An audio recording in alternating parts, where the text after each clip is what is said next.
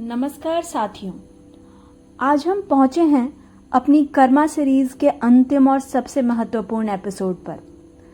अब तक हमने जाना कर्म का अर्थ क्या है, क्यों अच्छे लोगों के साथ बुरा होता है, कर्म का चक्र कैसे चलता है और कर्म और भाग्य के बीच में क्या संबंध है।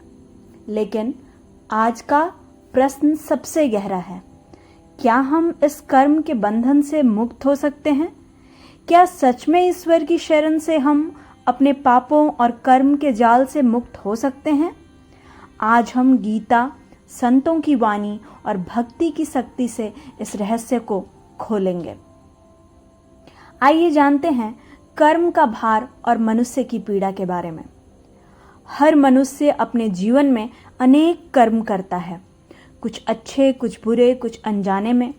ये सारे कर्म हमारे कर्म बैंक में जमा होते रहते हैं और जब उनका समय आता है तो हमें फल भोगना पड़ता है। यही कारण है कि लोग अक्सर कहते हैं, जीवन इतना भारी क्यों है? असल में यह भार हमारे ही कर्मों का बोझ है। तो इस कर्म के भार को हल्का कैसे करें? भागवत गीता और संतों ने इसका समाधान बताया है। पहला, सत्कर्म। सेवा, दान, करुणा, प्रेम से किए गए कर्म पापों का भार कम करते हैं। दूसरा, सेवा। निस्वार्थ भाव से दूसरों की सेवा करने से अहंकार मिटता है और हृदय शुद्ध होता है। दान। दान करने से भीतर की आसक्ति और लोभ का नाश होता है। जैसे पानी की एक एक बूंद से गंदगी बहती जाती है, वैसे ही सत्कर्मों से पापों का बोझ हल्का होता जाता है। संत कहते हैं, राम नाम बड़े अनमोल हैं। कोई अगर इन्हें मन से गाता है तो इसमें बहुत ही शक्ति है। केवल एकाग्र मन से किया गया राम नाम स्मरण पापों को भस्म करने की शक्ति रखता है। तुलसीदास जी कहते हैं, राम नाम मणि दीप धरु जिह देहरी द्वार। यानी राम नाम दीपक की तरह है जो अंधकार रूपी पापों को मिटा देता है। भक्ति ही वह शक्ति है जो कर्म को बंधन से आशीर्वाद में बदल देती है। सभी शास्त्र कहते हैं, बिना गुरु के ज्ञान अधूरा है। गुरु हमें मार्ग दिखाते हैं और भक्ति का रहस्य समझाते हैं और शरणागति की ओर ले जाते हैं। जब मनुष्य अहंकार छोड़कर ईश्वर की शरण में जाता है तभी उसका कर्म बंधन छूटता है।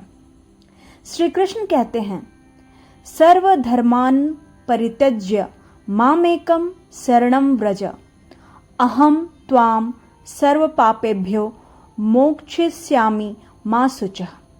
हे अर्जुन, सब धर्मों को छोड़कर केवल मेरी शरण में आ जा, मैं तुझे सभी पापों से मुक्त कर दूंगा। तू शोक मत कर। यह श्लोक केवल अर्जुन के लिए नहीं बल्कि हर मनुष्य के लिए है।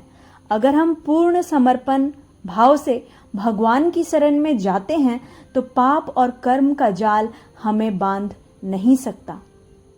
नीम करोली बाबा कहते थे, सच्चे मन से नाम लो, भगवान सबका बोझ उठा लेंगे। कबीर दास जी कहते हैं, जब मैं था तब हरि नहीं, अब हरि है मैं नहीं। सब अंधियारा मिट गया, दीपक देखा माही। जब अंधकार मिटता है तभी ईश्वर हमें अपने पास खींच लेते हैं। एक भक्त रोज मंदिर जाता था, लेकिन पापों के कारण उसका मन भारी रहता था। वह भगवान से कहता, हे प्रभु, मेरे पाप इतने बड़े हैं कि मैं मुक्त नहीं हो सकता। एक दिन मंदिर से आवाज आई, बेटा, जब तू अपने पापों से बड़ा समझता है तभी बोझ भारी लगता है। अगर तू मुझे समर्पित कर दे तो तेरा पाप भी तेरा नहीं रहेगा। उस दिन से उसने सेवा, भक्ति और नाम स्मरण शुरू किया और उसका जीवन बदल गया। कर्म का फल अवश्य मिलता है। सत्कर्म, सेवा और दान से पापों का भार हल्का होता है। भक्ति और नाम स्मरण पापों को जला देते हैं। गुरु और शरणागति ही मुक्ति का सच्चा मार्ग है। श्री कृष्ण के वचन, मामेकम शरणं व्रज, कर्म मुक्ति का सर्वोच्च उपाय है। याद रखिए, कर्म बंधन है पर भक्ति मुक्ति है। अगर आपको यह कर्म सीरीज का अंतिम एपिसोड पसंद आया हो तो इसे लाइक करें, शेयर करें और चैनल को सब्सक्राइब करना ना भूलें। कमेंट में लिखें, क्या आप मानते हैं कि भक्ति और शरणागति से कर्म का बोझ मिट सकता है? और हाँ, पूरी कर्म सीरीज को प्लेलिस्ट में देखकर जीवन को नया दृष्टिकोण देना ना भूलें। राधे राधे। जय श्री कृष्ण।